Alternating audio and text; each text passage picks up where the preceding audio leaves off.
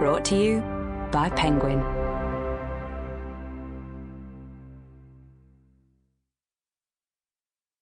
The Secret Santa by Trish Harnetiaux. Read by Renata Friedman. Part 1. The Preparations for the Party. As I write this, I sit at the small desk in the living room. It's just after 9 a.m., not a cloud in the sky, 74 degrees. I've always preferred Aspen in the early summer, a paradise.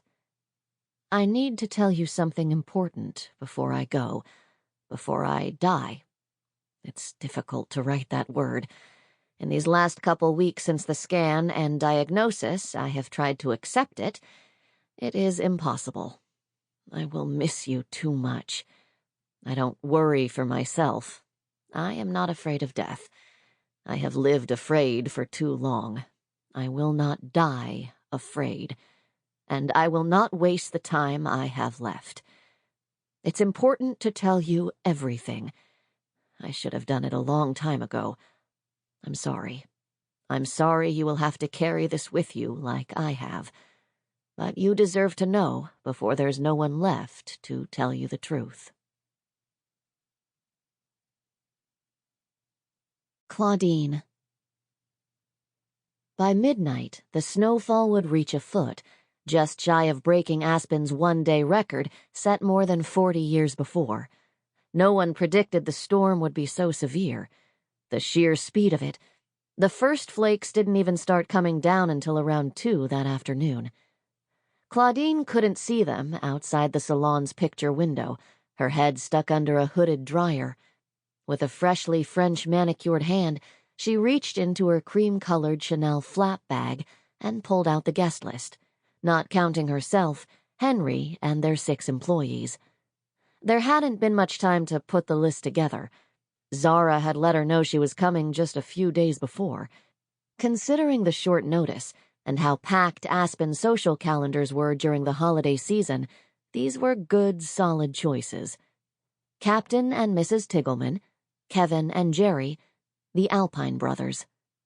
Old-school residents with character and charm. And, of course, purpose.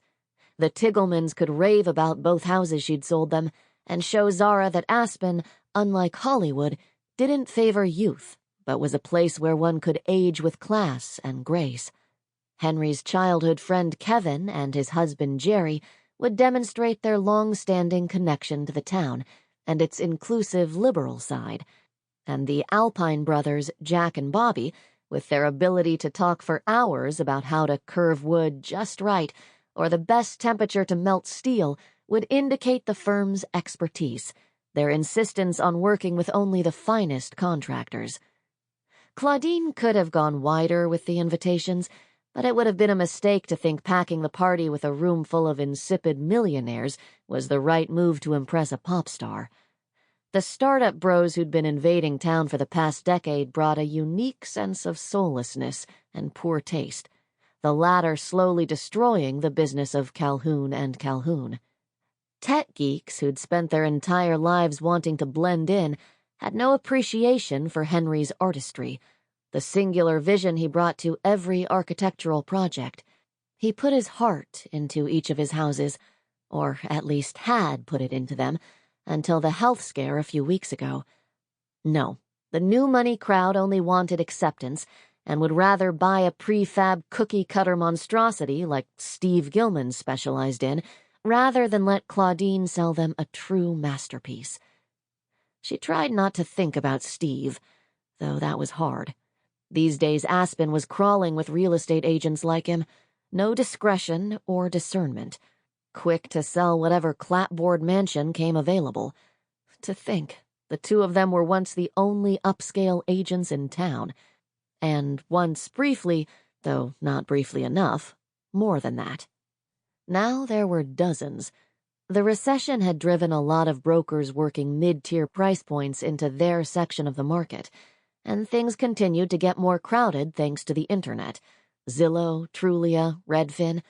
The only way to survive in this business was to sell big.